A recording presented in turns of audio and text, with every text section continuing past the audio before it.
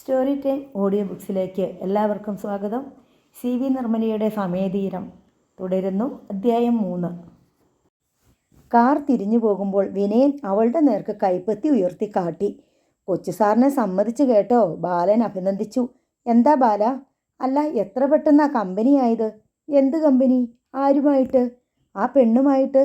ഞാനൊക്കെ ഒരു വാക്ക് മിണ്ടാൻ വേണ്ടി തപസ്സിരുന്ന് ആലോചിച്ചിട്ടുണ്ട്. എങ്ങനെ തുടങ്ങും, എന്തു പറയും, നമ്മളെപ്പറ്റി എന്ത് വിചാരിക്കും, ഇങ്ങനെയൊക്കെ ചിന്തിച്ച്. അതേ, നിന്റെ തലയ്ക്കകത്തൊരു കുറുക്കനിരിപ്പുണ്ട്, അതുകൊണ്ടാ. ഞാനെന്ത് ഫ്രാങ്കായിട്ടാണ് ഇടപെടുന്നേ, നീ കണ്ടില്ലേ? അതല്ലേ ഞാൻ പറഞ്ഞത്. കൊച്ചു സാറ് സംസാരിച്ചപ്പം എല്ലാം കൃത്യമായിരുന്നു. അതങ്ങനെ തന്നെയാ വേണ്ടതെന്ന് നമുക്ക് തോന്നും. നല്ല ഇണക്കം. ഞാൻ പറഞ്ഞാലൊന്നും ഒക്കത്തില്ല, അതാ പ്രശ്നം. കൊച്ചു സാറിന് നല്ല ധൈര്യ, എന്തു പറയാനും. ഞാൻ വേണ്ടാത്തതൊന്നും പറഞ്ഞില്ലല്ലോ. വേണ്ടത് പറയണമെങ്കിലും ധൈര്യം വേണ്ടേ? ആ പെണ്ണിന് ഇഷ്ടപ്പെട്ടു കേട്ടോ. ആരെ? എന്നെയോ? അല്ലെന്ന്, മൊത്തത്തിൽ കൊച്ചു സാറിനെ ഇഷ്ടമായി അവർക്ക്. അങ്ങനാ വേണ്ടത്. എടാ ബാല, ഇഷ്ടപ്പെടാതിരിക്കാൻ ഞാനവരെ ചീത്ത വിളിച്ചില്ലല്ലോ. ഞാനൊന്ന് ചോദിക്കട്ടെ, കൊച്ചു സാർ ആ പൈസ കൊടുത്തല്ലോ, കൊടുക്കണമെന്ന് നേരത്തെ വിചാരിച്ചതാണോ? അല്ല, നമ്മുടെ കൂടെ അവളും മുറ്റത്തോട്ട് ഇറങ്ങി വന്നല്ലോ. അപ്പോഴാ ഞാൻ ഓർത്തത് അവൾ 2 ബക്കറ്റിലും വെള്ളം തൂക്കി പിടിച്ചുകൊണ്ട് വന്ന കാര്യം. മോട്ടറ് കേടായിട്ടാണല്ലോ. റിപ്പയർ ചെയ്യിക്കണമെങ്കിൽ പൈസ വേണ്ടേ? അവരുടെ കയ്യിൽ ഇല്ലെന്ന് നമുക്കറിയാമല്ലോ. അതെന്തായാലും നന്നായി. എൻ്റെ തലയിൽ ഇങ്ങനെയൊന്നും തോന്നത്തുമില്ല. അത് കേട്ട് വിനയന് ചിരി വന്നു. ഒന്നോർത്താ വലിയ കഷ്ടമല്ലേ കൊച്ചു സാറേ. അതുങ്ങൾ ഇനി എങ്ങനെ ജീവിക്കും? എടാ ബാല, നമ്മുടെ കമ്പനിയിൽ ഒഴിവ് വല്ലതും ഉണ്ടോ? ഉണ്ടാകാൻ വഴിയില്ല. വലിയേട്ടൻ എല്ലായിടത്തും ആളെ വെച്ചിട്ടുണ്ട്. ഒരെണ്ണം പോലും കൂടുതലുമില്ല, കുറവുമില്ല. ഇപ്പം ഞാനും കൂടി വന്നില്ലേ, കമ്പനി ഇനിയും എക്സ്പാൻഡ് ചെയ്യുമല്ലോ. അപ്പോൾ പുതിയ വേക്കൻസി വരും. ഒരാളെ ജോലിക്കെടുത്തെന്ന് വെച്ച് അധികമായി പോവുമോ? അത് വലിയേട്ടനോട് ചോദിക്കേണ്ടി വരും. ചോദിക്കാം. ആ വീട്ടിൽ ആർക്കെങ്കിലും ഒരു ജോലി അത്യാവശ്യമാണ്. നമ്മുടെ കമ്പനിക്ക് വേണ്ടി ജോലി ചെയ്യുമ്പോഴാണ് സുധാകരൻ അപകടത്തിൽപ്പെട്ട് മരിച്ചത്. ഗവൺമെൻറ് സർവീസിലായിരുന്നെങ്കിൽ ആശ്രിത നിയമനം ഉറപ്പാണ്. നമുക്കും അതൊക്കെ ചെയ്യാവുന്നതേയുള്ളൂ. അങ്ങനെ എന്തെങ്കിലും ചെയ്താൽ അതിൻ്റെ പുണ്യം കിട്ടും കൊച്ചു സാറേ. പാവങ്ങളെ സഹായിക്കുമ്പോൾ അതിന് വലിയ വിലയാണ്. 2 പണക്കാർ തമ്മിൽ സഹായിച്ചാൽ അതിന് വലിയ വിലയൊന്നുമില്ല. നിനക്ക് അത്യാവശ്യം ഫിലോസഫിയൊക്കെ അറിയാം അല്ലേ? ഓ, ഇതൊക്കെ അനുഭവത്തിൽ വരുന്ന സംഗതിയല്ലേ. കൊച്ചു സാറിന് എൻ്റെ അടുത്ത് ഇത്രയും അടുപ്പം കാണിക്കേണ്ട കാര്യമുണ്ടോ? സ്നേഹമുള്ളത് കൊണ്ടല്ലേ. അതുകൊണ്ട് കൊച്ചു സാറിന് വേണ്ടിയിട്ട് ഞാൻ എൻ്റെ ജീവൻ വേണമെങ്കിൽ അങ്ങ് കളയും. കൊച്ചു സാറിൻ്റെ തരപ്പിടിക്കാർ കൂട്ടുകാർ ചെയ്യുമോ? ഇല്ല. നിന്നെ സമ്മതിച്ചു പോരെ? കാർ വീടെത്താറായപ്പോൾ ബാലൻ പറഞ്ഞു, ടൗണിലെ നമ്മുടെ ആഫീസിൽ ജോലിക്ക് ഒരാളെ വേണമെങ്കിൽ വെക്കാം. ശരിക്കു പറഞ്ഞാൽ അവിടെ ഒരാളിൻ്റെ കുറവുണ്ട്. കണക്കെഴുതാനും ബില്ലടയ്ക്കാനും കൈക്കൂലി വീതം വെച്ച് കൊടുക്കാനും. കൈക്കൂലി കൊടുക്കാൻ വേണ്ടി ഒരു ശമ്പളക്കാരനെ വെക്കണമെന്നോ? എൻ്റെ കൊച്ചു സാറേ, ഈ മൈനിങ് ആൻഡ് ജിയോളജി എന്നൊക്കെ പറഞ്ഞാൽ ഭയങ്കര ചെലന്തി വലയാ. കെട്ടുപിണഞ്ഞ് കിടക്കുക. കൊച്ചു സാർ എന്താ വിചാരിച്ചേ? ഈ മണ്ണും കല്ലും മണലും ഒക്കെ വിൽക്കുമ്പോൾ ലോഡനുസരിച്ച് കാശെണ്ണി കൊടുക്കണം. കളക്ടർക്ക്, തഹസീൽദാർക്ക്, RDOയ്ക്ക്, SP-ക്ക്, SIക്ക്, CIക്ക്, താലൂക്കിന്, പഞ്ചായത്തിന്, വില്ലേജിന്, ഇതിൻ്റെ എല്ലാം ആഫീസിലിരിക്കുന്നവർക്ക് കൃത്യം പടി എത്തിക്കണം കൊച്ചു സാറേ. അതും 1000-ൻ്റെ നോട്ട് കൊടുക്കണം. 500-ൻ്റെ 100-ൻ്റെ നോട്ട് കെട്ട് കണ്ടാ അവരുടെ മുഖം കറക്കും. എണ്ണാനൊന്നും അവർക്ക് നേരമില്ല. ഞാൻ ഇനി ഒരുപാട് കാര്യങ്ങൾ പഠിക്കാനുണ്ട് അല്ലേ ബാല? വലിയേട്ടനെ കണ്ട് പഠിച്ചാൽ മതി, പിന്നെ ഒന്നും പേടിക്കണ്ട. ബാലൻ റോൾ മോഡൽ ഏത് വേണമെന്ന് വ്യക്തമാക്കി. അന്ന് രാത്രി ഭക്ഷണത്തിനിരിക്കുമ്പോൾ വിനയൻ പ്രസന്നചന്ദ്രനോട് പറഞ്ഞു, ഞാൻ എന്നാ സുധാകരൻ്റെ വീട്ടിൽ പോയി വലിയേട്ടാ. എന്തിന്? അവർക്ക് കൊടുക്കാൻ ഏൽപ്പിച്ച പൈസ നീ കഴിഞ്ഞ തവണ കൊടുത്തെന്നല്ലേ പറഞ്ഞത്?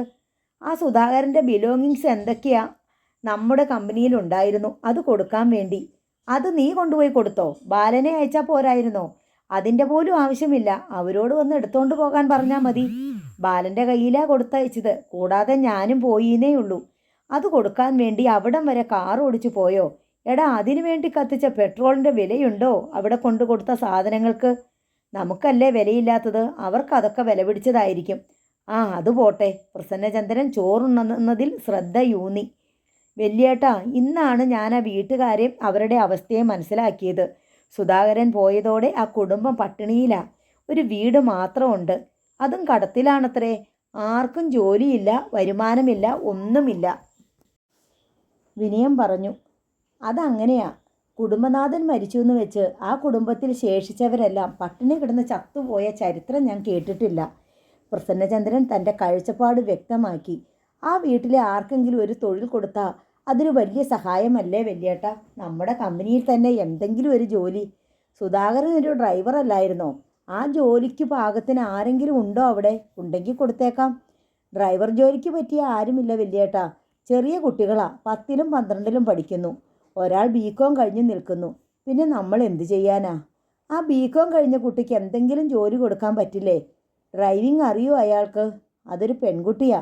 പിന്നെ പറഞ്ഞിട്ടെന്താ കാര്യം? സുധാകരൻ ചെയ്തുകൊണ്ടിരുന്ന ജോലി ചെയ്യാൻ ആളുണ്ടെങ്കിൽ കൊടുക്കാമായിരുന്നു. അവർക്ക് സഹായം അത്യാവശ്യമാണ്. നമുക്ക് വേണ്ടി ജോലി ചെയ്യുന്നതിനിടയിൽ അപകടത്തിൽപ്പെട്ട് മരിച്ചതല്ലേ സുധാകരൻ? ആ നിലയ്ക്ക് നമുക്കൊരു ബാധ്യതയില്ലേ അവരോട്? ഒരു ജോലി കൊടുത്താൽ അതിനേക്കാൾ വലിയൊരു സഹായം വേറെയില്ല.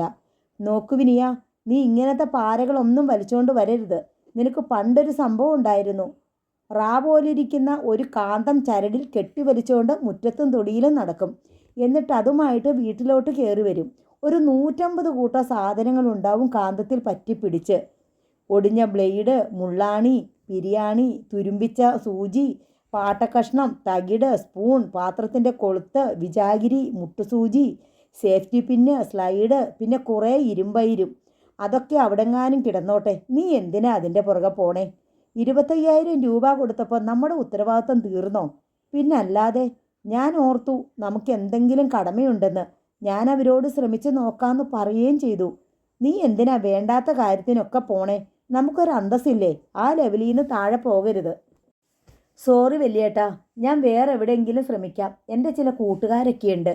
എന്തെങ്കിലും ഒരു ജോലി സംഘടിപ്പിച്ച് കൊടുക്കണമെന്ന് പറഞ്ഞാൽ അവരുടെ അച്ഛനൊക്കെ ഹെൽപ്പ് ചെയ്യും. വിനയചന്ദ്രൻ ഊണ് മതിയാക്കി എഴുന്നേറ്റ് പോയി കൈ കഴുകി. അവൻ കെറിവിച്ചാ പോയത്, അംബികച്ചിറ്റ പറഞ്ഞു. കെറിവിക്കാൻ ഞാനൊന്നും പറഞ്ഞില്ലല്ലോ. അവനാ വീട്ടിൽ ചെന്നപ്പോൾ അവിടുത്തെ അവസ്ഥ കണ്ട് വല്ലായ്മ തോന്നിയിട്ട് സഹായിക്കാമെന്ന് പറഞ്ഞു കാണും. അവനിത്തിരി മനസ്സലിവുള്ള കൂട്ടത്തിലാ. അവൻ ആരോട് ചോദിച്ചിട്ട് സഹായിക്കാമെന്ന് പറഞ്ഞു? നമ്മുടെ കമ്പനിയിൽ ജോലി ചെയ്ത് ഒരാൾ മരിച്ചു. പകരം ആ വീട്ടിലെ ആർക്കെങ്കിലും ജോലി കൊടുക്കാമെന്ന് അവൻ പറഞ്ഞു കാണും. വാക്ക് കൊടുത്തിട്ട് ചെയ്യാതിരുന്ന അവന് ക്ഷീണമല്ലേ? ചിറ്റേ, ഇതൊക്കെ ആവശ്യമില്ലാത്ത കാര്യങ്ങളാ. പ്രസന്നൻ അതൃപ്തി പ്രകടിപ്പിച്ചു. ഇവിടെ ദേവകിയും പറയണ കേട്ടു, സുധാകരൻ്റെ വീട്ടുകാരുടെ കാര്യം ഇത്തിരി കഷ്ടത്തിലാണെന്ന്. തൊഴിലും വരുമാനവും ഉണ്ടായിരുന്ന ആളല്ലേ പോയത്. ഇനിയിപ്പോൾ ഞാൻ എന്ത് ചെയ്യണമെന്നാ ചിറ്റ പറയണത്? നമ്മുടെ കമ്പനിയിൽ തന്നെ എന്തെങ്കിലും ഒരു ജോലി കൊടുക്ക്, ജീവിച്ചു പോട്ടെ.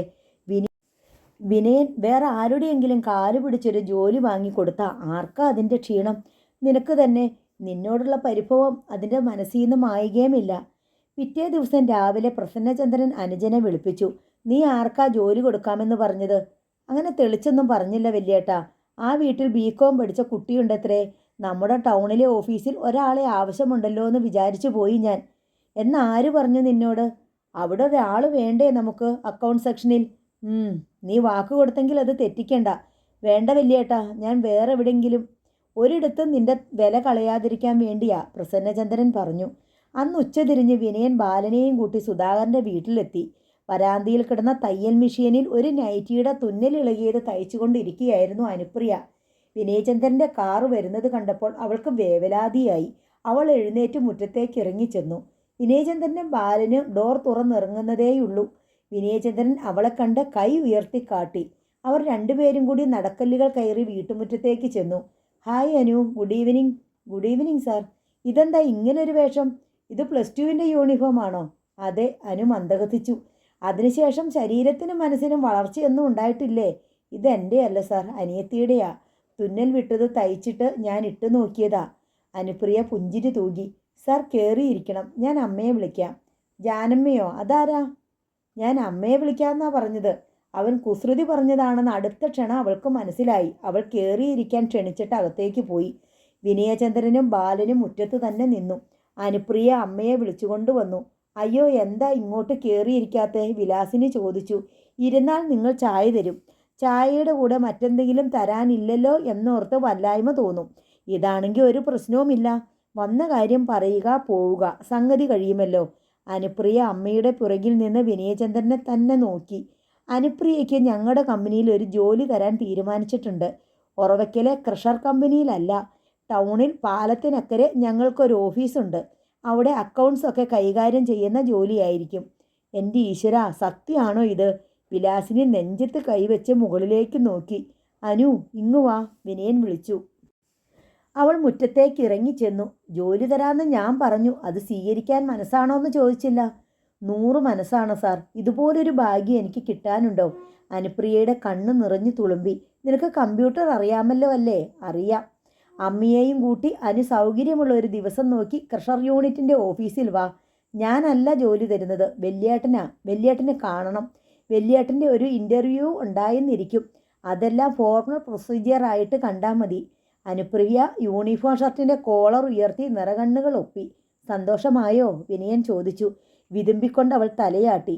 എൻ്റെ മൊബൈൽ നമ്പർ തരാം. വരുന്നതിന് മുമ്പ് എന്നെ ഇൻഫോം ചെയ്യണം. ഇവിടെ ഫോണില്ലേ? അച്ഛന് മാത്രമേ ഉണ്ടായിരുന്നുള്ളൂ. അത് അന്ന് അച്ഛൻ്റെ പോക്കറ്റിലായിരുന്നു. ബാല, ഞാനൊരു ഫോൺ നിന്നെ ഏൽപ്പിക്കും. നീ ഇവിടെ കൊണ്ടുവന്ന് കൊടുക്കണം. വിനയൻ ബാലനെ ഓർമ്മിപ്പിച്ചു. അവൻ ഉവ്വെന്ന് തലയാട്ടി. ഞങ്ങൾ ഇറങ്ങട്ടെ? വിനയചന്ദ്രൻ ബാലനെയും കൂട്ടി കാറിനടുത്തേക്ക് മടങ്ങി. അനുപ്രിയ മുറ്റത്ത് തന്നെ നിന്നു. എത്ര നിയന്ത്രിക്കാൻ ശ്രമിച്ചിട്ടും അവളുടെ മിഴികളിലൂടെ കണ്ണുനീർത്തുള്ളികൾ ഊറി വന്നുകൊണ്ടിരുന്നു. കാർ മടങ്ങിപ്പോകുന്ന കാഴ്ച കണ്ണീർപ്പാടയിൽ അലിഞ്ഞില്ലാതായി. വിലാസിനി പിറ്റേന്ന് തന്നെ മകളെയും കൂട്ടി ഒറവയ്ക്കൽ ഇൻഡസ്ട്രീസിൻ്റെ ഓഫീസിലെത്തി. മുമ്പും പലതവണ അവർ അവിടെ വന്നിട്ടുണ്ട്. അപ്പോഴൊക്കെ സുധാകരൻ അവിടെ ഉണ്ടാകും. ടിപ്പർ ലോറികൾ നിരനിരയായി കിടക്കുന്നത് കണ്ടപ്പോൾ വിലാസിനിയുടെ നെഞ്ചു പൊടിഞ്ഞു.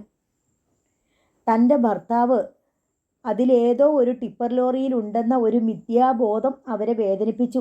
അച്ഛൻ തന്നെയും കൂട്ടി ക്രഷർ യൂണിറ്റിൻ്റെ പ്രവർത്തനങ്ങൾ കാണിച്ചു തന്ന ഓർമ്മയായിരുന്നു അനുപ്രിയയ്ക്ക്.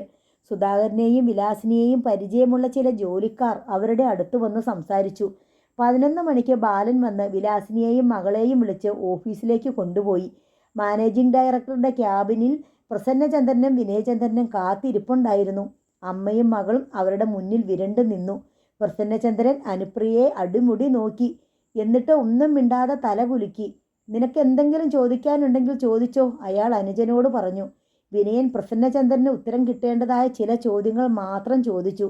പഠിച്ച സ്കൂൾ, കോളേജ്, മാർക്കുകൾ, ഗ്രേഡ്, പഠനേതര വിഷയങ്ങളിലുള്ള താല്പര്യങ്ങൾ, കലാകായിക രംഗങ്ങളിൽ ഭാഗഭാക്കായിട്ടുണ്ടെങ്കിൽ അതിൻ്റെ വിവരങ്ങൾ മുതലായവയായിരുന്നു ചോദ്യ വിഷയങ്ങൾ. അതിനെല്ലാം അനുപ്രിയ തൃപ്തികരമായ വിധത്തിൽ മറുപടി പറഞ്ഞു. കമ്പ്യൂട്ടർ അറിയാമെന്ന് പറഞ്ഞല്ലോ, അത് ശരിയാണോന്നൊന്ന് ടെസ്റ്റ് ചെയ്ത് നോക്ക്, പ്രസന്നചന്ദ്രൻ അനുജനോട് നിർദ്ദേശിച്ചു. വിനയൻ അനുപ്രിയയെ അടുത്ത ഓഫീസ് റൂമിലേക്ക് കൂട്ടിക്കൊണ്ടുപോയി. അവിടെയുണ്ടായിരുന്ന കമ്പ്യൂട്ടർ ടേബിളിന് മുന്നിൽ ചെന്നിട്ട് പറഞ്ഞു. ടാലി എടുത്ത് നോക്ക്. ഞാൻ ഇപ്പോൾ വരാം, വിനയൻ പറഞ്ഞു. അനുപ്രിയ ശങ്കിച്ച് നിന്നു. ഞാനില്ലേ, പിന്നെന്താ? നിന്റെ സാമർഥ്യം കൊണ്ടല്ലല്ലോ ഇവിടെ വരെ എത്തിയത്. അനുപ്രിയ കസേരയിലിരുന്നു. വിനയൻ പുറത്തേക്ക് ചെന്ന് ബാലനെ വിളിച്ച് ലൈം ജ്യൂസ് കൊണ്ടുവരാൻ പറഞ്ഞു ഏൽപ്പിച്ചു. മകൾ കമ്പ്യൂട്ടർ ടേബിളിന് മുന്നിലിരുന്ന് വിയർക്കുന്നത് നോക്കി വിലാസിനി മുറിയുടെ വാതിൽക്കൽ നിന്നു. വിനയൻ അകത്തേക്ക് ചെന്നു. അനുപ്രിയ കസേര വിട്ട് എഴുന്നേറ്റു. എങ്ങനെയുണ്ട്, നോക്കിയോ? അവൻ ചോദിച്ചു. ഓൺ ചെയ്തു. എല്ലാം മറന്നുപോയി. ആകെ ഒരു വെപ്രാളം. അവൾ നഖം കടിച്ചുകൊണ്ട് ആശങ്കയോടെ അവനെ നോക്കി. വിനയൻ കമ്പ്യൂട്ടർ സ്ക്രീനിൽ നോക്കി. ഡെസ്ക്ടോപ്പ് ഓണായിട്ടുണ്ട്. അവൻ അവരെയും കൂട്ടി MDയുടെ ക്യാബിനിലെത്തി. കമ്പ്യൂട്ടർ എങ്ങനെയുണ്ട്, വല്ലതും അറിയാമോ? പ്രസന്നചന്ദ്രൻ വിനയനോട് ചോദിച്ചു. കുഴപ്പമില്ല, വിനയൻ പറഞ്ഞു. എക്സ്പീരിയൻസിൻ്റെ കുറവുണ്ട്. ഒരിടത്തും ഇതുവരെ ജോലി ചെയ്തിട്ടില്ലല്ലോ. പ്രസന്നചന്ദ്രൻ മൂളി. ബാലൻ നാരങ്ങ ജ്യൂസ് കൊണ്ടുവന്നു. അത് കുടിച്ചു കഴിഞ്ഞ് പ്രസന്നചന്ദ്രൻ വിലാസിനിയോട് പറഞ്ഞു. നിങ്ങളിനി പൊയ്ക്കോ, വിവരം പുറകെ അറിയിക്കാം. പോകും മുമ്പ് അനുപ്രിയ ആശങ്കയോടെ വിനയനെ നോക്കി. അവൻ ഗൗരവത്തിൽ തന്നെ ഇരുന്നു. വിലാസിനിയും അനുപ്രിയയും വീട്ടിലേക്ക് മടങ്ങി. ബാലൻ ബൈക്ക് നിർത്തി ഇറങ്ങി. സൈഡ് സ്റ്റാൻഡിൽ ബൈക്ക് ചെരിച്ചു വെച്ചു. നടക്കല്ലുകൾ കയറി അവൻ മുറ്റത്തേക്ക് ചെന്നു. വീടിന് പുറമെ ആരെയും കാണാനില്ല. ആരുമില്ലേ ഇവിടെ? അവൻ ഒച്ചയെടുത്തു. വിലാസിനി വരാന്തയിലേക്ക് വന്നു. ബാലനായിരുന്നോ? എന്താ, ചേച്ചി മാത്രമേ ഉള്ളോ ഇവിടെ? അല്ല, ഇളയ മോളുണ്ട്. മൂത്ത മോൾ എവിടെ പോയി? മെഡിക്കൽ സ്റ്റോറിൽ പോയതാ, ഇപ്പോൾ വരും. ബാലൻ ഇരിക്കുന്നോ? ബാലന് നിരാശയായി. ഇവിടം വരെ വന്നിട്ട് അനുപ്രിയയെ കാണാതെ പോകുന്നത് ശരിയാണോ? കൊച്ചു സാർ എന്നെ ഒരു സംഗതി ഏൽപ്പിച്ചിട്ടുണ്ടായിരുന്നു, അത് തരാൻ വേണ്ടി വന്നതാ, ബാലൻ വെളിപ്പെടുത്തി. എൻ്റെ കയ്യിൽ തന്നാൽ ഞാൻ കൊടുത്തേക്കാം. ഇനിയിപ്പോൾ അതല്ലേ പറ്റത്തുള്ളൂ. അല്ലെങ്കിൽ ബാലൻ കുറച്ചു നേരം നിൽക്ക്. മോള് വരാൻ താമസിക്കുമോ? എൻ്റെ ഗുളിക തീർന്നിട്ട് അത് വാങ്ങാൻ പോയതാ. ഇങ്ങോട്ട് കയറിയിരുന്നോ ബാല? ബാലൻ ഒന്നും മടിച്ചു. ഒരു സ്ത്രീ മാത്രമുള്ള വീട്ടിൽ. ദേവികി ചേച്ചിക്ക് സുഖം തന്നെയോ? ഉറവയ്ക്കലല്ലേ ഇപ്പോഴും? അതെ. ബാലൻ്റെ ഭക്ഷണമൊക്കെ അവിടുന്ന് തന്നെ ആയിരിക്കും അല്ലേ? ബാലൻ അല്പം കുറച്ചിൽ തോന്നി. അമ്മ ഉറവയ്ക്കലെ വീട്ടുവേലക്കാരിയായിരിക്കുന്നത് കൊണ്ടാണ് താൻ കുട്ടിക്കാലം മുതൽ നല്ല ഭക്ഷണം കഴിക്കുന്നതെങ്കിലും മറ്റുള്ളവർ അമ്മയെ അങ്ങനെ കാണുന്നതിൽ അവൻ അല്പം കുറച്ചിലുണ്ട്. പക്ഷേ അമ്മയോട് ഇനി അമ്മ വീട്ടിൽ പോയിരുന്ന് വിശ്രമിക്കുക, ഞാൻ കുടുംബം നോക്കിക്കൊള്ളാം എന്ന് പറഞ്ഞാൽ അവൻ ഇപ്പോൾ കിട്ടുന്ന സൗകര്യങ്ങൾ ഒന്നൊന്നായി നഷ്ടപ്പെടുകയും പുറമേ നിന്ന് ഭക്ഷണം തേടേണ്ടി വരികയും ചെയ്യും. അമ്മ ഇപ്പോൾ ഉറവയ്ക്കലെ ഒരാളെ പോലെയാ. എത്ര വർഷമായി, ബാലൻ പറഞ്ഞു. അതും ഒരു ഭാഗ്യമാണേ. എനിക്ക് എവിടെയെങ്കിലും കൊള്ളാവുന്നൊരു വീട്ടിൽ കിട്ടിയിരുന്നെങ്കിൽ അടുക്കള ജോലിക്ക് പോവായിരുന്നു. ഈ മക്കളെയൊക്കെ ഒരു നിലയ്ക്ക് എത്തിക്കണ്ടേ? അവർ സംസാരിച്ചു നിൽക്കെ അനുപ്രിയ വെയിലത്ത് മുഖം ചുവന്ന് ചെന്നിയിലും മേൽചുണ്ടിന് മുകളിലും ചെറിയ വിയർപ്പ് കുമിളകളോടെ നടക്കല്ല് കയറി വന്നു. ബാലനെ കണ്ടവൾ പുഞ്ചിരിച്ചു. ഞാൻ ഇവിടെ കാത്തു നിൽക്കുമായിരുന്നേ. കൊച്ചു സാർ ഒരു സാധനം തന്നേൽപ്പിച്ചിട്ടുണ്ട്. അത് കയ്യോടെ ഏൽപ്പിച്ചു തന്നാൽ എനിക്ക് പോകാം. ബാലൻ കയ്യിലിരുന്ന ചെറിയ പ്ലാസ്റ്റിക് കവർ അനുപ്രിയയെ ഏൽപ്പിച്ചു. അവൾ വിസ്മയത്തോടെ അത് വാങ്ങി. എന്താ ഇത്? തുറന്നു നോക്കുമ്പോൾ അറിയാലോ. അവൾ ജിജ്ഞാസ പൂണ്ട് മുറ്റത്ത് നിന്നുകൊണ്ട് തന്നെ അത് തുറന്നു. ഒരു മൊബൈൽ ഫോൺ. അന്ന് പറഞ്ഞില്ലേ ഒരെണ്ണം തരാന്ന്? പുത്തനൊന്നും അല്ലാട്ടോ, കൊച്ചു സാറിൻ്റെ കയ്യിലിരുന്നതാ. മൂപ്പർക്ക് ഇങ്ങനെ 3-4 ഉണ്ട്. ഇത് ഓൺ ചെയ്യാൻ അറിയുമോ? അറിയാം. അച്ഛൻ്റെ ഫോൺ കയ്യിൽ കിട്ടിയാൽ പിന്നെ അതിലല്ലായിരുന്നോ ഇവളുടെ കളി, വിലാസിനി പറഞ്ഞു. എന്നാൽ ഞാൻ പൊയ്ക്കോട്ടെ. ശരി, താങ്ക്സ് കേട്ടോ. ആർക്കാ ഇത്? തന്നയച്ച ആൾക്കോ എനിക്കോ? ബാലൻ ചോദിച്ചു. ഇവിടെ കൊണ്ടുവന്ന് തന്നയാൾക്ക് തന്നെ. ബാലന് തൃപ്തിയായി. അവൻ നടക്കല്ലിറങ്ങി താഴെ വന്നു ബൈക്കിൽ കയറി ഓടിച്ചു പോയി. അനുപ്രിയ മുറിയിൽ ചെന്നിരുന്ന് ഫോൺ ഓൺ ചെയ്തു. നല്ല ഫോണാ അല്ലേ മോളെ? അനുപ്രിയ മൂളി. തൊട്ടുപുരുട്ടുന്ന സാധനം അല്ലല്ലോ. അല്ല. അനുപ്രിയ പുഞ്ചിരിച്ചു. ഡിസ്പ്ലേയിൽ ഒരു മെസ്സേജ് വന്ന് കിടക്കുന്നത് കണ്ട് അവൾ അത് തുറന്നു നോക്കി.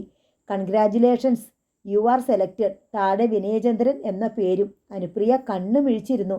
എന്താ മോളെ അത്? എന്നെ സെലക്ട് ചെയ്തൂന്ന്? ജോലിക്കാണോ? അല്ലാതെ പിന്നെന്താ? ഈശ്വര, എൻ്റെ പ്രാർത്ഥന കേട്ടല്ലോ. വിലാസിനി മുകളിലേക്ക് കണ്ണയച്ചു. എനിക്ക് വിശ്വസിക്കാൻ പറ്റുന്നില്ല.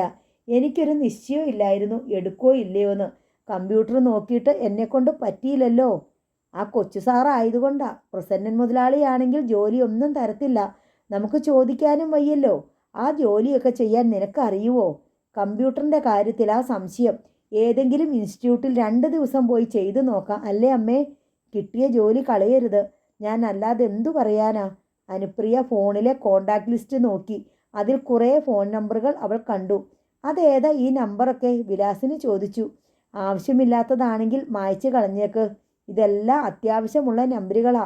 അവൾ ഓരോന്നും അമ്മയെ കാട്ടിക്കൊടുത്തു. ഒറവയ്ക്കൽ മെറ്റൽസ് ആൻഡ് ക്രഷർ യൂണിറ്റിൻ്റെ നമ്പർ, ഒറവയ്ക്കൽ ഇൻവെസ്റ്റ്മെൻറ്റ്സിൻ്റെ നമ്പർ, ഒറവയ്ക്കൽ ടൗൺ ഓഫീസിൻ്റെ നമ്പർ, പിന്നെ താഴെയുള്ളത് police station, fire station, hospital, ambulance, auto stand, bus station, railway station തുടങ്ങി അത്യാവശ്യമുള്ള കുറേ നമ്പറുകൾ. ലിസ്റ്റിൻ്റെ വാലറ്റത്ത് വിനയചന്ദ്രൻ്റെ പേരും ഉണ്ടായിരുന്നു.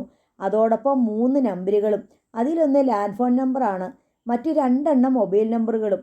സിം കാർഡിൽ പൈസയുണ്ടോ എന്ന് അറിയാൻ വേണ്ടി അവൾ ബസ് സ്റ്റേഷൻ്റെ നമ്പറിലേക്ക് ഡയൽ ചെയ്ത് നോക്കി. റിങ് ചെയ്യുന്നു. ഇതിൽ പൈസ ഇട്ടിട്ടുണ്ടമ്മേ, അനുപ്രിയ ആശ്ചര്യത്തോടെ പറഞ്ഞു. കൊച്ചു സാർ ഉപയോഗിച്ചുകൊണ്ടിരുന്ന ഫോണാന്നാ ബാലൻ പറഞ്ഞ് വിലാസിനി വെളിപ്പെടുത്തി. എന്നാ അമ്മേ ജോലിക്ക് കയറേണ്ടത്? എനിക്കെങ്ങനെ അറിയാം? അമ്മ ബാലനോട് ചോദിച്ചില്ലേ? നിന്നെ ജോലിക്ക് എടുത്തോ ഇല്ലയോ എന്ന് പോലും അറിയാതെയോ? അത് ശരിയാണല്ലോ. അനുപ്രിയയുടെ കയ്യിൽ നിന്നും മരുന്ന് വാങ്ങി വിലാസിനി അടുക്കളയിലേക്ക് പോയി. അനുപ്രിയ ആ ഫോൺ കയ്യിൽ നിന്നും താഴെ വയ്ക്കാതെ അതിലെ വിവിധ ഐക്കണുകൾ തുറന്ന് ഓരോന്നും നോക്കിക്കൊണ്ടിരുന്നു. ചെറുതും ഭംഗിയുള്ളതുമായ ആ ഫോൺ അവൾക്ക് നന്നേ ഇഷ്ടപ്പെട്ടു. അത്തരമൊന്നും അവൾ ഇതുവരെ ഒരിടത്തും കണ്ടിട്ടില്ല. അതിൻ്റെ മേൽമൂടി നിക്കലാണ്. അത് സ്റ്റീൽ പോലെ തിളങ്ങുന്നുണ്ട്. പോറലൊന്നും അധികമില്ല. ആരെങ്കിലും വിളിച്ചാൽ ഫോൺ തുറക്കാതെ തന്നെ നമ്പർ കാണാനുള്ള ഗ്ലാസ് വെന്റിലേഷൻ ഉണ്ട്. അനുപ്രിയ മെസ്സേജ് ബോക്സ് തുറന്നു. ടെക്സ്റ്റ് മെസ്സേജ് ഓപ്പൺ ചെയ്ത് അതിൽ അവൾ ഒരു മെസ്സേജ് ടൈപ്പ് ചെയ്തു. Thank you sir, thank you very much. അതവൾ വിനയചന്ദ്രൻ്റെ ഫോണിലേക്ക് സെൻഡ് ചെയ്തു. വിലാസിനി ഗുളിക എടുത്ത് കഴിച്ച് വെള്ളവും കുടിച്ചിട്ട് തിരികെ വന്നു. ഇനി അതിൽ കുത്തി കുത്തി കേടാക്കണോ? അവർ മകളെ ശാസിച്ചു. വിനയേന്ദ്രൻ സാറിൻ്റെ നമ്പറിലേക്ക് ഞാനൊരു മെസ്സേജ് അയച്ചു. എന്ത് മെസ്സേജ്? താങ്ക്സ് പറഞ്ഞുകൊണ്ട്. നമ്മളത് പറയണ്ടേ? സെലക്ട് ചെയ്യുകയും ഈ ഫോൺ തരികയൊക്കെ ചെയ്ത ആളല്ലേ. നന്ദി പറഞ്ഞില്ലെങ്കിൽ എന്ത് വിചാരിക്കും? ഇതിന്ന് തന്നെ നീ അയച്ചപ്പോൾ അഹങ്കാരമായിട്ട് തെറ്റിദ്ധരിക്കുമോ? അങ്ങനെയൊന്നും ഇല്ലമ്മേ. ഒത്തിരി പഠിച്ച ആളല്ലേ. അത് ലണ്ടനിലൊക്കെ പോയിട്ട്.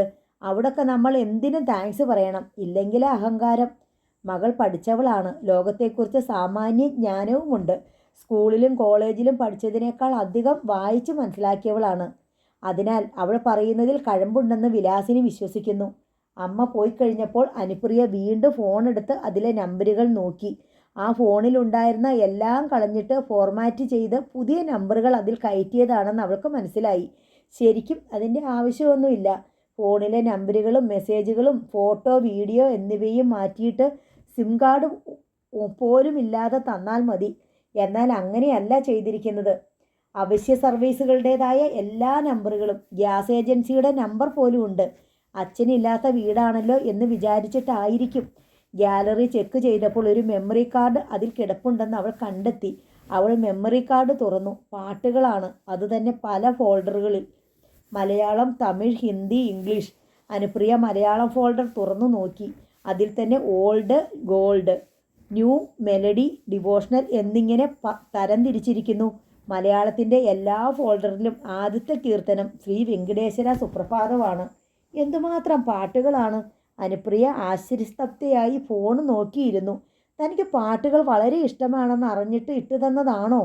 അറിയാൻ വഴിയില്ല. ഇവിടെ വീട്ടിലുള്ളവർക്ക് മാത്രമേ അതറിയൂ. പിന്നെ സ്കൂളിലും കോളേജിലും പഠിച്ച കാലത്ത് സഹപാഠികൾക്കും അറിയാമായിരുന്നു. അച്ഛൻ്റെ ഫോണിൽ താൻ നിറയെ പാട്ടുകൾ ശേഖരിച്ചു വെച്ചിരുന്നത് അനുപ്രിയ ഓർത്തു. എത്ര നല്ല ഗാനങ്ങളായിരുന്നു അതിൽ! സിനിമാ ഗാനങ്ങൾ മാത്രമല്ല, കവിതകളും. രാത്രിയിൽ അച്ഛൻ്റെ കയ്യിൽ നിന്ന് ഫോൺ വാങ്ങി ജനാലപ്പടിയിൽ വെച്ച് പാട്ട് കേട്ടുകൊണ്ട് കിടന്നുറങ്ങും. ആ ഫോൺ ഇപ്പോൾ പ്ലാത്തറയിലെ പാറമടയുടെ അഗാധതയിൽ മുങ്ങിമരിച്ച പാട്ടുകളുമായി കിടപ്പുണ്ടാവണം. ആ ഓർമ്മയിലേക്ക് അച്ഛൻ കൂടി കടന്നു വന്നതോടെ അവളുടെ ഉള്ളിൽ സങ്കടം നിറഞ്ഞു. പെട്ടെന്ന് കയ്യിലിരുന്ന ഫോൺ ഇരമ്പുകയും ബെൽ ശബ്ദമുണ്ടാക്കുകയും ചെയ്തു. ഒരു നടുക്കത്തിൽ ഫോൺ അവളുടെ കയ്യിൽ നിന്നും തെറിച്ച് കട്ടിലേക്ക് വീണു. പഴയ ടെലിഫോൺ മണിയടിച്ച പോലെയായിരുന്നു അതിൻ്റെ റിംഗ് ടോൺ. അതുകൂടാതെ വൈബ്രേറ്ററിലുമായിരുന്നു. തൻ്റെ നടുക്കവും ഫോൺ കയ്യിൽ നിന്ന് വീണുപോയതും ആരെങ്കിലും കണ്ടോ എന്നറിയാൻ അനുപ്രിയ ജാളിതയോടെ അങ്ങിങ്ങ് നോക്കി. ഫോൺ റിങ് ചെയ്തുകൊണ്ടേയിരുന്നു. അവൾ ഫോൺ എടുത്ത് ഫ്ലിപ്പ് കവർ ഓപ്പൺ ചെയ്ത് നോക്കി. വിനയചന്ദ്രൻ്റെ ചിത്രവും നമ്പറും അതിൽ തെളിഞ്ഞിരിക്കുന്നു. ഫോൺ അറ്റൻഡ് ചെയ്യണോ വേണ്ടയോ? അനുപ്രിയയ്ക്ക് ആകെ ഒരു വേവലാതി വന്നു. അമ്മയോട് എടുക്കാൻ പറഞ്ഞാലോ? അപ്പോഴേക്കും ബെല്ലടിക്കുന്നത് നിലച്ചു. ആദ്യം ഒരാശ്വാസം തോന്നിയെങ്കിലും പിന്നെയും പരിഭ്രമമായി. തിരിച്ചു വിളിക്കണോ? അല്ലെങ്കിൽ ഇഷ്ടക്കേടുണ്ടാവുമോ? അങ്ങനെ വിരൽ കടിച്ച് നിൽക്കെ വീണ്ടും കോൾ വന്നു. അനുപ്രിയ രണ്ടും കൽപ്പിച്ച് ഫോൺ അറ്റൻഡ് ചെയ്തു.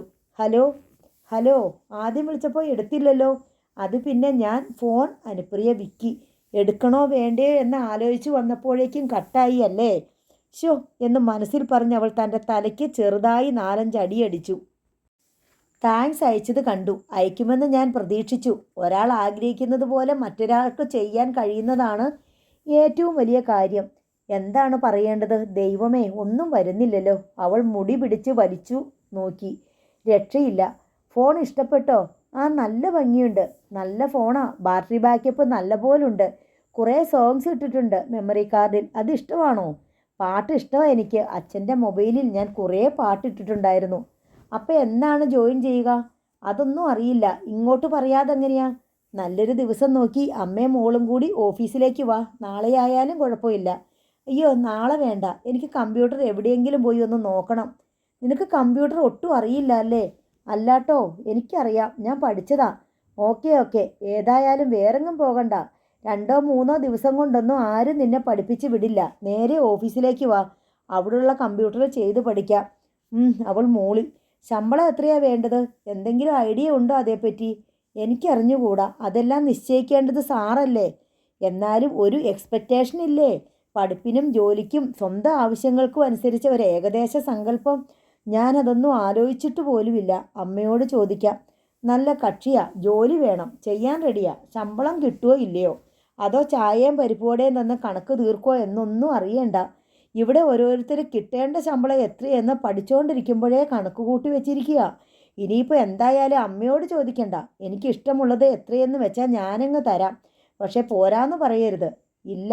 എത്ര കുറച്ച് തന്നാലും ഇല്ല. ശരി, ജോയിൻ ചെയ്യുന്ന ദിവസം രാവിലെ എന്നെ ഒന്ന് വിളിക്കുക. വെക്കട്ടെ? അമ്മയോട് പറഞ്ഞേക്ക് വിളിച്ചിരുന്നെന്ന്. പറയാം. ശരി, വെച്ചോളൂ. അവൾ പെട്ടെന്ന് ഫോൺ കട്ട് ചെയ്തു. ഹാവൂ, ഒരു തീപിടുത്തത്തിൽ നിന്ന് രക്ഷപ്പെട്ട പോലുള്ള ആശ്വാസം. അവൾ തലതിരിച്ച് നോക്കിയപ്പോൾ വാതിൽക്കൽ അമ്മ. ഫോൺ ഇങ്ങോട്ട് കിട്ടിയതേ ഉള്ളല്ലോ. ആരാ വിളിച്ചേ? എങ്ങനെ അറിഞ്ഞു ഇവിടെ ഫോൺ കിട്ടിയെന്ന്? അമ്മേ, ഫോൺ തന്ന ആൾ തന്നെയാ വിളിച്ചത്. വിനയേന്ദ്രൻ സാറ്. എന്ന് വേണമെങ്കിലും ചെന്ന് ജോലിക്ക് കയറിക്കൊള്ളാൻ പറഞ്ഞു. ആണോ? എന്നാൽ നാളെ തന്നെ പോയിക്കോ. ഒരു ദിവസം നേരത്തെ പോയാൽ അന്നത്തെ ശമ്പളം കൂടെ കിട്ടൂലോ. ശമ്പളം എത്രയാ വേണ്ടതെന്ന് ചോദിച്ചു. ഞാൻ പറഞ്ഞു അമ്മയോട് ചോദിക്കട്ടെ എന്ന്. അതൊക്കെ അവരല്ലേ തരേണ്ടത്. നമ്മളൊന്നും പറയണ്ട, കിട്ടണത് വാങ്ങുക. കുറേ പേരെ ജോലിക്ക് വെച്ചിരിക്കുന്നവരല്ലേ, അവർക്കറിയാലോ. ഞാനും അങ്ങനാ പറഞ്ഞത്. നീ അധിക പ്രസംഗം വല്ലതും പറഞ്ഞോ? ഫോണിൽ കൂടി പറയുമ്പോൾ സൂക്ഷിക്കണം. നേരിട്ട് പറയുന്ന പോലല്ല. ഇപ്പുറത്തുനിന്ന് നമ്മൾ പറയുന്ന അർത്ഥമായിരിക്കില്ല അപ്പുറത്തെത്തുമ്പോൾ. മുഖത്തെ ഭാവം കാണാൻ പറ്റില്ലല്ലോ, അതാ പ്രശ്നം. ഞാനൊന്നും പറഞ്ഞില്ലമ്മേ, എല്ലാം മൂളി കേട്ടതേയുള്ളൂ. വൈകുന്നേരം പൂർണിമയും അനീഷും ക്ലാസ് വിട്ട് വന്നപ്പോൾ അനുപ്രിയ ഫോൺ അവർക്ക് കാട്ടിക്കൊടുത്തു. പൂർണിമയ്ക്ക് അത് നന്നേ ഇഷ്ടപ്പെട്ടു. അനീഷ് അതിൽ ഗെയിം കളിക്കാൻ പറ്റുമോ എന്ന് നോക്കി. ഇതെന്തിനാ ഇങ്ങനൊരു ഫോൺ തന്നത്? പൂർണിമ സംശയത്തോടെ ചോദിച്ചു. നമുക്കിവിടെ ഫോണില്ലെന്ന് പറഞ്ഞപ്പോൾ ഒരെണ്ണം കൊടുത്തയച്ചു, വിലാസിനി പറഞ്ഞു. അങ്ങനെ ഫോൺ കൊടുത്തയക്കേണ്ട ആവശ്യം എന്താ? അതാരെങ്കിലും ആലോചിച്ചോ? ചേച്ചിക്ക് ജോലി കൊടുക്കാമെന്ന് പറഞ്ഞു. അച്ഛൻ അവിടെ ജോലി ചെയ്തുകൊണ്ടിരുന്ന ആളായതുകൊണ്ട് അത് നമുക്ക് കിട്ടണം എന്ന് വെച്ച് ഫോൺ തരണമെന്നുണ്ടോ? പൂർണിമയുടെ ചോദ്യം വിലാസിനിയെ അമ്പരപ്പിച്ചു. ഒരു ഉത്തരം തേടി അവർ അനുപ്രിയയെ നോക്കി. അവർ ഫോൺ തരുമ്പോൾ അത് വേണ്ടാന്ന് വെക്കാൻ നമുക്ക് പറ്റുമോ? അനുപ്രിയ അനുജത്തിയോട് ചോദിച്ചു. നമുക്ക് ഫോണില്ലെന്നും തൽക്കാലം അത് വാങ്ങാൻ നിവൃത്തികേടുണ്ടെന്നും അറിയാവുന്നത് കൊണ്ടല്ലേ തന്നത്? അല്ല, ഞാൻ പറഞ്ഞൂന്നേ ഉള്ളൂ. പൂർണിമ അർത്ഥഗർഭമായി പറഞ്ഞു നിർത്തി. ഫോൺ വേണ്ടെന്ന് പറയണമായിരുന്നോ? അനുപ്രിയ ചോദിച്ചു. എന്നോട് ചോദിക്കണ്ട. പൂർണിമ ഒഴിഞ്ഞു മാറി. ഫോണിൽ ആ സാറിങ്ങോട്ട് വിളിക്കുകയും ചെയ്തു. വിലാസിനി വെളിപ്പെടുത്തി. അതാ ഞാൻ പറഞ്ഞത്, ഇനിയും വിളി വരും. അല്ലെങ്കിൽ പിന്നെ നിർബന്ധിച്ച് ഫോൺ തരേണ്ട ആവശ്യമില്ലല്ലോ. ജോലി തരേണ്ടവർക്ക് ജോലി മാത്രം തന്നാൽ പോരെ? എന്നാൽ നീ ഇത് വെച്ചോ. എനിക്ക് വേണ്ട. ജോലിക്ക് പോയി തുടങ്ങുമ്പോൾ ഇങ്ങനൊരു ഫോൺ അത്യാവശ്യമായതുകൊണ്ടായിരിക്കും തന്നതെന്നാ ഞാൻ വിചാരിച്ചത്. അവർക്ക് ജോലി സംബന്ധമായിട്ട് എന്തെങ്കിലും പറയാനോ വിളിക്കാനോ? അനുപ്രിയ തൻ്റെ നിലപാട് തുറന്നു കാട്ടി. കമ്പനിയിൽ നിന്ന് തന്ന ഫോണാണോ? അല്ലല്ലോ. ചേച്ചി കറുത്തു മെലിഞ്ഞ് പല്ലുന്തി കോങ്കണ്ണുള്ള ഒരുത്തിയായിരുന്നെങ്കിൽ ഈ ഫോൺ അവർ തരുമായിരുന്നോ? ജോലിക്ക് പോലും വിളിക്കില്ലായിരുന്നു. അതൊരു ചോദ്യവും കണ്ടെത്തലുമാണ്. മമ്മൂട്ടിയും മോഹൻലാലും കറുത്തു മെലിഞ്ഞ് പല്ലുന്തി കോങ്കണ്ണന്മാരായിരുന്നെങ്കിൽ അവരെ സിനിമയിൽ എടുക്കുമായിരുന്നോ എന്ന് ചോദിക്കു ചേച്ചി. അനീഷ് അനുപ്രിയയുടെ പക്ഷം ചേർന്നു. അവൻ സിനിമാ ഭ്രാന്തനാണ്. അതൊക്കെ എനിക്കറിയാം. പൂർണിമ അവനോട് തർക്കിച്ചു. ഒരാൾക്ക് കഴിവും പഠിപ്പും മാത്രം ഉണ്ടായാൽ പോരാ, പേഴ്സണാലിറ്റിയും കൂടെ വേണം ഓരോ സ്ഥാനത്തെത്തണമെങ്കിൽ. ഇവിടെ ചേച്ചിക്ക് ജോലി കൊടുക്കാമെന്ന് പറഞ്ഞത് കമ്പനി മുതലാളിയല്ല. ഫോൺ കൊടുത്തയച്ചത് കമ്പനിയിൽ നിന്നല്ല. മുതലാളിയുടെ അനിയന് ഇവിടെ വന്ന് ചേച്ചിയെ കണ്ടപ്പോൾ തോന്നിയ ഒരു പ്രത്യേക താല്പര്യം. അതല്ലേ സത്യം? അനുപ്രിയയ്ക്കോ വിലാസിനിക്കോ മറുപടിയില്ല. നുള്ളിക്കീറി നോക്കിയാൽ അതാണ് സത്യം. നമ്മുടെ അവസ്ഥ കണ്ടിട്ട് ഒരലിവ് തോന്നിയതായിരിക്കുമെന്നാണ് ഞാൻ വിചാരിച്ചത്, അനുപ്രിയ പറഞ്ഞു. അച്ഛനില്ലാത്ത വീടല്ലേ, കമ്പനിയിലെ ആളല്ലായിരുന്നു അച്ഛൻ. അതുകൊണ്ടൊക്കെയാണ് ഈ ജോലി തന്നതെന്ന് കരുതി. ഞാൻ ഇനി ഒന്നും പറയുന്നില്ല. പറഞ്ഞതൊക്കെ മനസ്സിലിരിക്കുന്നത് നല്ലതാ. അവൾ ആ പറഞ്ഞത് ശരിയാണെന്ന് വിലാസിനി അനുപ്രിയയെ നോക്കി തല കുലുക്കി സമ്മതിച്ചു. അല്ലെങ്കിലും അനുപ്രിയേക്കാൾ കാര്യഗ്രഹണശേഷിയും വാക്സാമർഥ്യവും തൻ്റെടവും അനുജത്തിക്കാണെന്ന് ബന്ധുജനങ്ങൾക്കിടയിൽ തന്നെ സംസാരമുണ്ടായിരുന്നു. രാത്രി ഉറങ്ങാൻ കിടന്നപ്പോൾ അനുപ്രിയ ഫോൺ ജനാലപ്പടിയിൽ വെച്ചു. അവൾക്ക് അതിൽ നിന്നും പാട്ട് കേൾക്കണമെന്നുണ്ടായിരുന്നു. പക്ഷെ വളരെ സൂക്ഷിച്ച് കൈകാര്യം ചെയ്യേണ്ട ഒരു വസ്തുവാണ് അതെന്ന് അവൾക്ക് തോന്നി. ഇത് വെറുമൊരു ഫോണല്ല, ഒട്ടേറെ ചോദ്യങ്ങളുടെ ഉത്തരമാണ്. അനവധി കുഴപ്പങ്ങളുടെ ഉറവിടമാണ്. സംശയങ്ങളുടെ വിളനിലം കൂടിയാണ്. പൂർണിമയെ കുറ്റം പറയാനൊക്കില്ല. വിനീചന്ദ്രൻ സാറിന് തന്നേടെന്തോ പ്രത്യേക താല്പര്യം തോന്നിയതുകൊണ്ടായിരിക്കാം ജോലി തന്നതും ഈ ഫോൺ തന്നതും. ആ താല്പര്യം ഇൻ്റർവ്യൂവിന് ചെന്നപ്പോഴും പ്രകടമായിരുന്നു. എനിക്ക് കമ്പ്യൂട്ടർ ശരിക്കും അറിയില്ലെന്ന് മനസ്സിലായിട്ട് കൂടി ജ്യേഷ്ഠൻ്റെ മുന്നിൽ അത് മറച്ചു പിടിച്ച് കുഴപ്പമില്ല എന്നാണ് പറഞ്ഞത്. ഈ ഫോൺ തരേണ്ട കാര്യവുമില്ല. തന്നോടൊരു ഇഷ്ടം തോന്നിയിട്ടുണ്ടാവും. ഇഷ്ടം തോന്നിയത് കൊണ്ട് എന്താണ് കുഴപ്പം? ചില ആളുകൾക്ക് തമ്മിൽ ആദ്യം കാണുമ്പോൾ തന്നെ ഒരു ഇഷ്ടം തോന്നാറുണ്ട്. ചിലരെ കാണുമ്പോൾ അനിഷ്ടവും തോന്നിയിട്ടുണ്ട്. അനിഷ്ടവും അതൃപ്തിയുമാണോ ആളുകളോട് തോന്നേണ്ടത്? അതോ നിർവികാരതയാണോ? അപ്പോൾ എങ്ങനെ സൗഹൃദങ്ങൾ ഉണ്ടാകും? എങ്ങനെ സ്നേഹബന്ധങ്ങൾ ഉടലെടുക്കും? തൊട്ടപ്പുറത്തെ കട്ടിലിനോട് ചേർന്നുള്ള മേശയിൽ വായിച്ചുകൊണ്ടിരുന്ന പൂർണിമ ബുക്ക് മടക്കി വെച്ചിട്ട് ചോദിച്ചു. ലൈറ്റ് അണയ്ക്കട്ടെ? അനുപ്രിയ മൂളി. രാത്രിയിൽ മിക്കവാറും ഗുഡ് നൈറ്റും സ്വീറ്റ് ഡ്രീംസും വരും. കുറച്ച് വെയിറ്റ് ചെയ്താൽ മതി. പൂർണിമ അർത്ഥഗർഭമായ ഒരു പരിഹാസ ചിരിയോടെയാണത് പറഞ്ഞത്. അനുപ്രിയയ്ക്ക് അവളോട് ദേഷ്യം തോന്നി. പിന്നെ ഇങ്ങനെ സമാധാനിച്ചു. അവളും പത്രവാർത്തകൾ വായിക്കുന്നുണ്ട്. മൊബൈൽ ഫോൺ എന്ന ചൂണ്ടയിൽ എത്രയോ പെൺകുട്ടികളുടെ ജീവിതം കുരുങ്ങിപ്പോയിട്ടുണ്ട്. ഒരു മിസ്ഡ് കോൾ അല്ലെങ്കിൽ ഒരു ഹായിൽ തുടങ്ങി ആത്മഹത്യയിലും കൊലപാതകത്തിലും അനാഥത്വത്തിലും ഒടുങ്ങിപ്പോകുന്ന ജീവിതങ്ങൾ.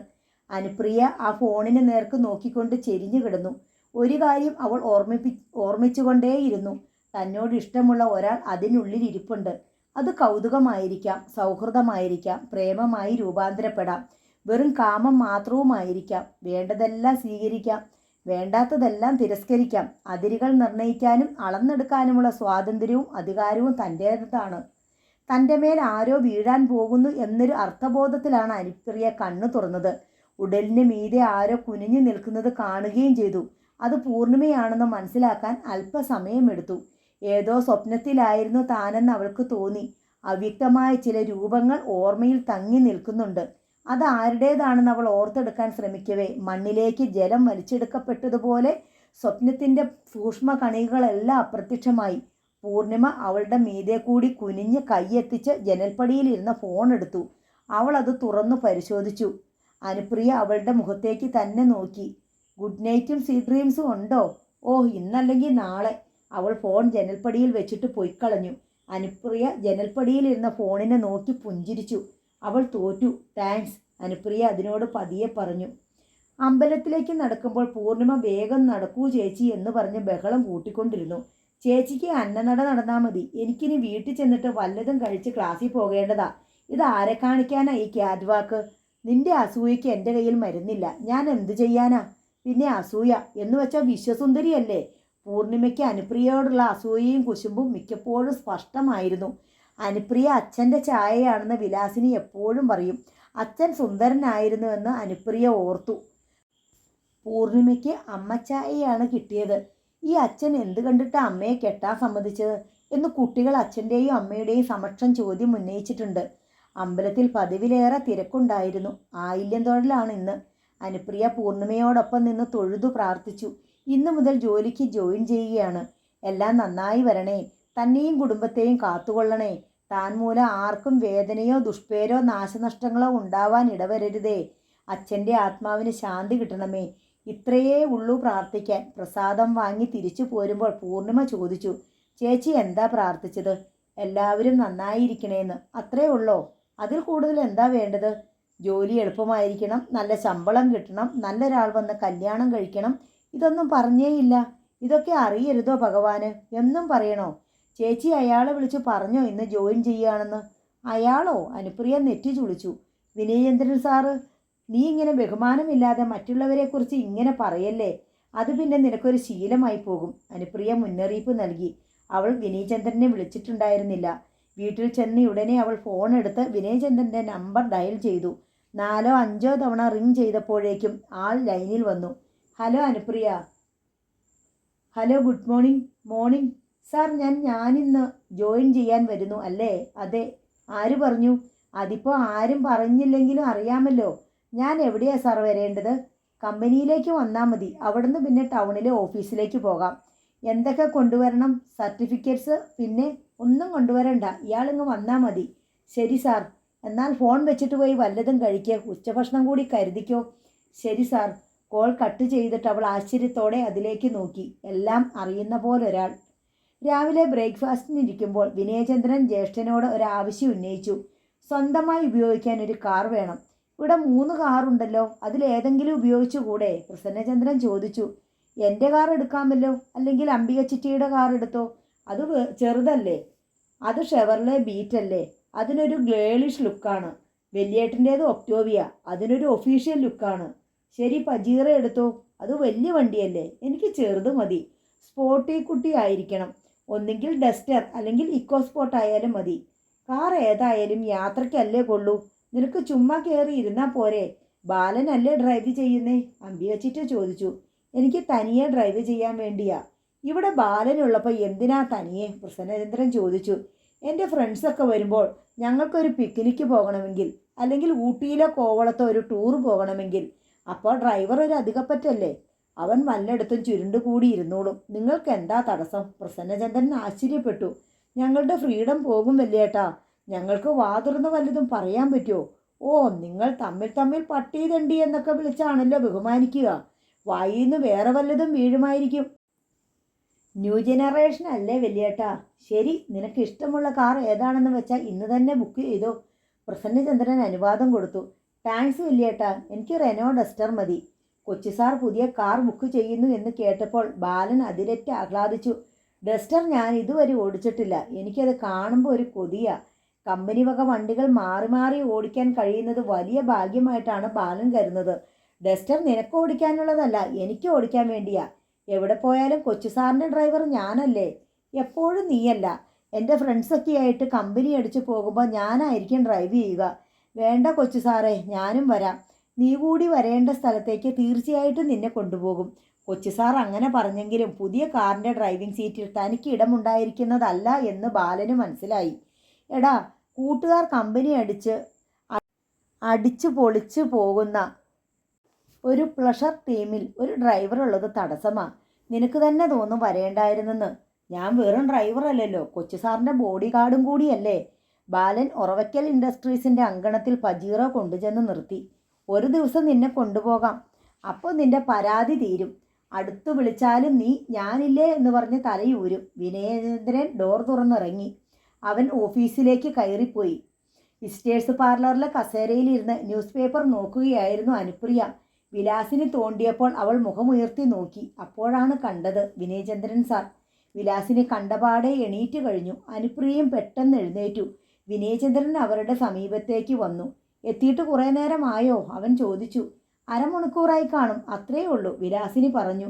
ഞങ്ങൾ പുറത്തു നിൽക്കുമായിരുന്നു. മാനേജർ സാർ പറഞ്ഞു ഇങ്ങോട്ട് കയറിയിരിക്കാൻ. കയറിയിരുന്നത് തെറ്റായി പോയോ എന്ന സംശയത്തോടെ വിലാസിനി വെളിപ്പെടുത്തി. ഇരുന്നോ, വലിയേട്ടൻ ഇപ്പോൾ വരും, എന്നിട്ടേ അപ്പോയിൻമെൻ്റ് അടിച്ചു തരൂ. ഫോൺ എവിടെ? വിനയൻ ചോദിച്ചു. അനുപ്രിയ കൈ തുറന്ന് കാണിച്ചു. അവളത് ഇടതുകൈയിൽ പിടിച്ചിട്ടുണ്ടായിരുന്നു. അവൻ കൈ നീട്ടിയപ്പോൾ അവൾ അത് കൊടുത്തു. ഇതിന് ചൂടുണ്ടല്ലോ, അനുവിന് പനിയുണ്ടോ? വിനയചന്ദ്രൻ വിസ്മയം പൂണ്ടു. പനിയൊന്നുമില്ല, എൻ്റെ കൈയിൻ്റെ ചൂടായിരിക്കും, അനുപ്രിയ അമ്മയോട് ചേർന്ന് നിന്ന് പറഞ്ഞു. വിനയചന്ദ്രൻ ഫ്ലിപ്പ് കവർ ഓപ്പൺ ചെയ്ത് നോക്കി. ഇത് ഇഷ്ടപ്പെട്ടു എന്ന് ഭംഗിവാക്ക് പറഞ്ഞതല്ലല്ലോ. ആണോ? അല്ല, ശരിക്കും ഇഷ്ടമായി. നല്ല ഒതുക്കവും ഭംഗിയും, അനുപ്രിയ പറഞ്ഞു. അങ്ങനെയുള്ള ആളിൻ്റെ കയ്യിൽ തന്നെ ഇരിക്കട്ടെ എന്ന് കരുതിയിട്ടാ തന്നത്. അതും പറഞ്ഞ് വിനയൻ അവളെ നോക്കി മന്ദഹസിച്ചപ്പോൾ അവളുടെ മനസ്സിനൊരു പിടച്ചിലുണ്ടായി. ഇതിൽ ചില ഷോർട്ട് കട്ടുകളുണ്ട്, അറിയാമോ? അവൻ ചോദിച്ചു. Short cut? അയ്യോ, അറിയില്ല, അവൾ സംശയിച്ചു പറഞ്ഞു. സാരമില്ല, ഞാൻ പിന്നീട് സെറ്റ് ചെയ്തു തരാം. അവൻ ഫോൺ തിരികെ കൊടുത്തു. അവിടെ ഇരുന്നോളൂ. വിനയചന്ദ്രൻ ഓഫീസ് റൂമിലേക്ക് കയറിപ്പോയി. 10 മിനിറ്റിന് ശേഷം പ്രസന്നചന്ദ്രൻ എത്തി. അയാൾ പ്ലാത്തർ ക്വാറിയിൽ പോയിട്ടാണ് വരുന്നത്. സത്യശീലനും കൂടെയുണ്ടായിരുന്നു. കമ്പനി രാവിലെ തന്നെ പ്രവർത്തനനിരതമായി കഴിഞ്ഞു. ക്രഷർ യൂണിറ്റിലെ ശബ്ദകോലാഹലം ഓഫീസിനുള്ളിൽ വരെ എത്തിയിരുന്നു. ലോഡ് കയറ്റാനായി ടിപ്പർ ലോറികളുടെ നിര കാത്തു കിടപ്പുണ്ട്. അവയിൽ JCBയുടെ യന്ത്രക്കൈകൾ മെറ്റലും എംസാൻഡും പാറപ്പൊടിയുമെല്ലാം കോരി നിറച്ചു കൊടുക്കുന്നുണ്ട്. വിനയചന്ദ്രൻ വെള്ളിയേട്ടൻ്റെ റൂമിലേക്ക് വന്നു. പ്രസന്നചന്ദ്രൻ അവനോട് പറഞ്ഞു, നീ സത്യൻ്റെ കൂടെ ടൗണിലൊന്ന് പോകണം. നമ്മൾ അവിടെ ഒരു ഇരുമ്പ് കട തുറക്കാൻ ഉദ്ദേശിക്കുന്നുണ്ട്. സിമെൻറ്റ്, കമ്പി, സാനിറ്ററി ഉപകരണങ്ങൾ, ടൈൽസ്, ഇതിനെല്ലാം കൂടി ഒരു വലിയ ഷോറൂം. 20,000 സ്ക്വയർ ഫീറ്റുള്ള ഒരു കെട്ടിടം ലീസിനെടുത്താണ് ചെയ്യുന്നത്.